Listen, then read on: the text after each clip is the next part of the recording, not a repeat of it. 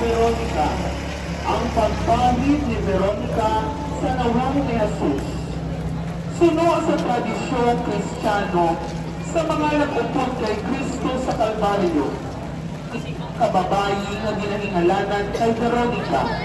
Gintan-ay niya ang iyapanyo kay Jesus, agod nga kahiran ang balhas katugo sa iya nawong.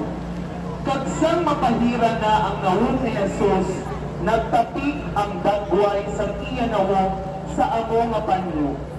Ginsiling nga ang ini nga panyo indala sa Roma, Italia, sampuig sa mga tuig 700. Kagintago dito sa mga talaguan sa mga relikyas sa Basilika.